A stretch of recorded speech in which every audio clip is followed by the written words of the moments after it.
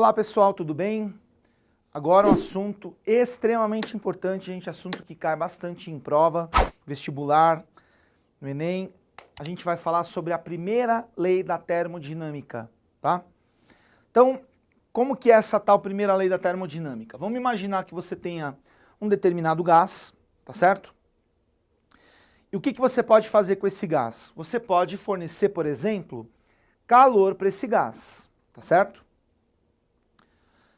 Detalhe, você pode tanto fornecer calor como você pode retirar calor dele. Esse calor aqui pode ser tanto positivo se o gás recebe calor, pode ser negativo se o gás perde calor, tá? O que o gás ele vai fazer com esse calor, gente? Uma parte ele usa para realizar trabalho e, se você não lembra, depois dá uma olhadinha aí em aulas anteriores, né? A gente já falou sobre trabalho em transformações gasosas. O trabalho, gente, está associado à variação do volume. Então esse gás ele pode tanto expandir como pode contrair, comprimir, tá? Se expande, o trabalho é positivo, se contrai, o trabalho é negativo. Agora, pergunta, todo esse calor, por exemplo, que o gás recebe, ele usa convertendo em trabalho? Não necessariamente.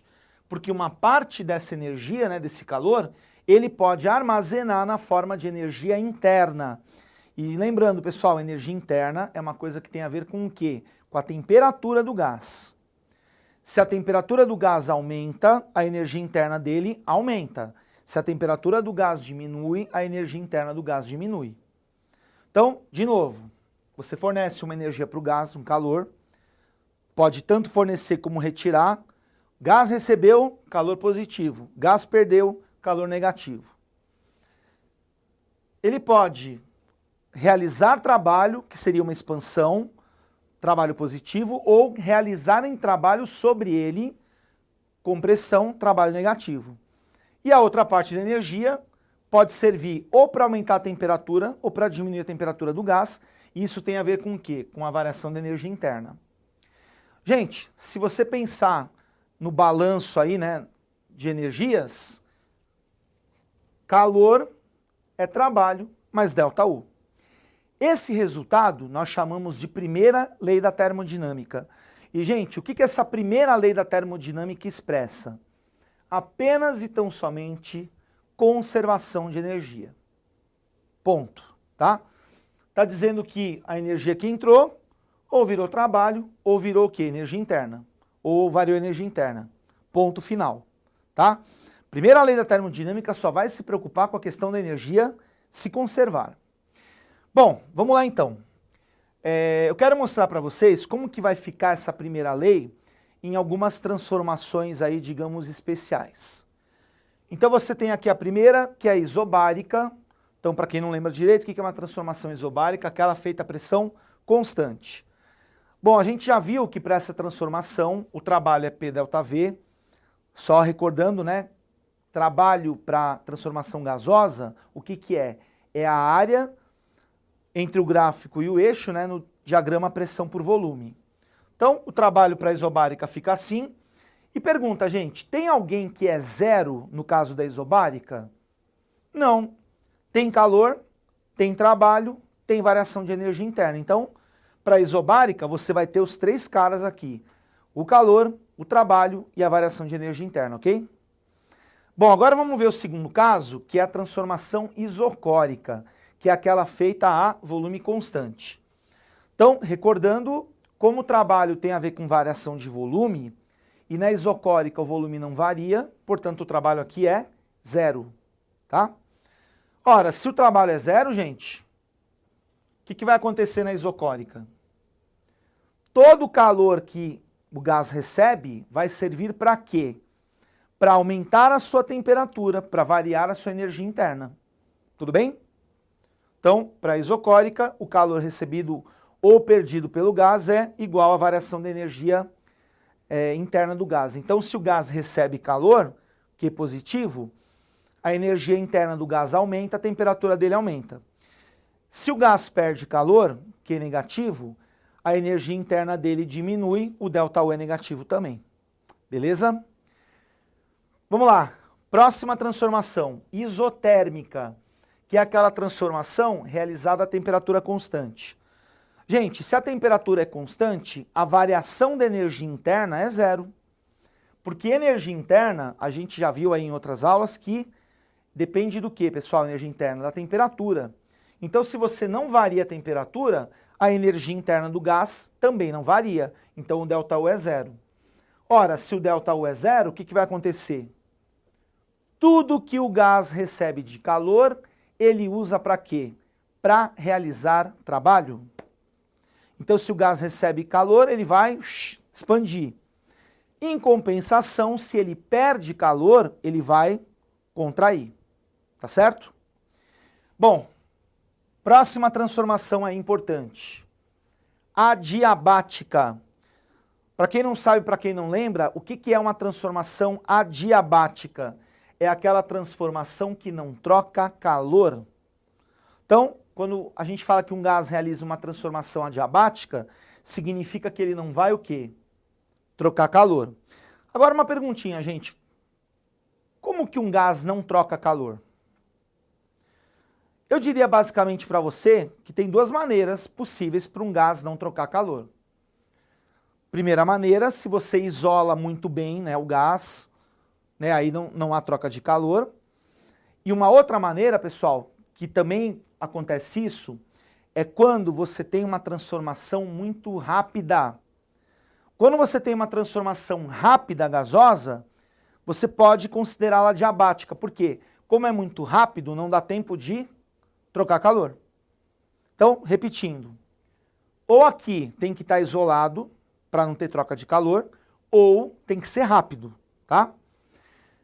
Pois bem, se o calor é zero, gente, o que vai acontecer? Trabalho mais ΔU é zero e, portanto, o trabalho é menos ΔU. Ou seja, o que vai acontecer aqui? Se o trabalho for positivo, a variação de energia interna vai ser negativa. Se o trabalho é negativo, a variação de energia interna vai ser positiva. Ou seja, vamos imaginar o seguinte, se o gás expande, trabalho positivo, vai ser às custas do quê? Às custas da energia interna do gás diminuir, ou seja, ele vai esfriar. Então, numa transformação adiabática, se o gás expande, ele esfria. E analogamente, se você pensar numa compressão do gás, né, o trabalho negativo, o que vai acontecer? Trabalho negativo, o ΔU tem que ser positivo. O que vai acontecer com o gás? A temperatura dele aumenta. Vamos lá, pessoal, exemplos de transformações adiabáticas. Sabe aquela bomba? Gente, não é bomba de explodir, é bomba de encher bola, por exemplo. Que você faz assim, né, e... O que acontece? Quando você faz esse movimento do que eu falei, você está fazendo o quê? Uma transformação rápida. Então você pode considerá-la adiabática. O que acontece com o volume dentro do cilindro da bomba? Gente, quando você faz... Você comprime. Então o trabalho o que vai ser? Negativo. E o que eu acabei de falar agora? Se o trabalho é negativo, a variação da energia interna é positiva. Consequência, aumenta a temperatura e esquenta. E você, meu amigo, minha amiga, que já encheu uma bola na sua vida, você sabe que quando você está bombeando, a bomba esquenta. Já fez isso, Nathalie? Tá? Quer ver um outro exemplo legal de transformação adiabática? Desodorante, pessoal. Aerosol, né? Aerossol. Bom, o que acontece? O desodorante, ele está dentro da latinha dele lá. Quando você aperta, né, o botão, o que acontece com esse gás, pessoal? Ele expande rapidamente. Palavrinha mágica, falou rapidamente, adiabática, tá? E o que acontece? Como esse gás expande, o trabalho é positivo. Ora, se o trabalho é positivo, a variação de energia interna é negativa. Consequência, esfria. Ah, professor, é por isso então que quando eu vou passar meu desodorante, a latinha esfria? Exatamente. Tá certo? Então, quando é rápido, expandiu, esfriou. Contraiu, comprimiu, esquentou. Tá certo? E para a gente terminar, vamos ver como é que funciona no caso da transformação cíclica.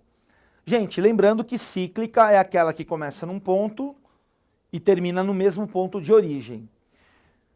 O que vai acontecer é o seguinte, toda vez que você tiver um ciclo, a variação de energia interna, ela é nula. Por quê?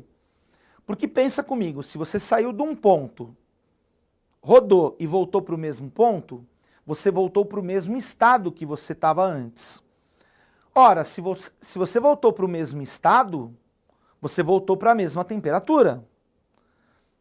Ok? E se você voltou para a mesma temperatura, a variação de energia interna para o ciclo é zero. Ah, professor, quer dizer que a temperatura ficou constante em todo o ciclo? Não, não foi isso que eu disse. Eu disse que saiu de um ponto, deu um rolezinho e voltou para o mesmo ponto. Então, ao longo do ciclo, a variação de energia interna é zero. E aí, pensando na primeira lei, o calor, o saldo de calor trocado pelo gás em um ciclo acaba coincidindo com o trabalho realizado ao longo desse ciclo, que não sei se você lembra, a gente tem isso em aulas anteriores, é igual à área interna do gráfico, ok? Então, ó, gente, primeira lei da termodinâmica, assunto quente aí para provas, tá certo? Obrigado, pessoal, valeu, até a próxima.